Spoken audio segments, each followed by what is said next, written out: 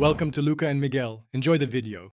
In this video, I will show how to make salmon in an air fryer. Preheat your air fryer to 400 degrees F, pat the salmon dry, and season it simply. Place fillet skin side down in a single layer and avoid overcrowding.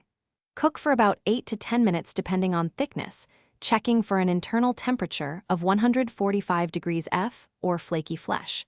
Rest briefly before serving to lock in juices. Start by patting each fillet dry so seasonings adhere and skin crisps nicely.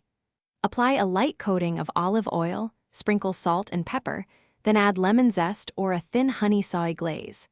For variety, try paprika or garlic powder and finish with chopped fresh herbs after cooking. These small steps boost flavor while keeping the salmon tender and moist inside, giving you dependable results every time. Arrange fillet skin side down in a single layer, leaving space for hot air to circulate.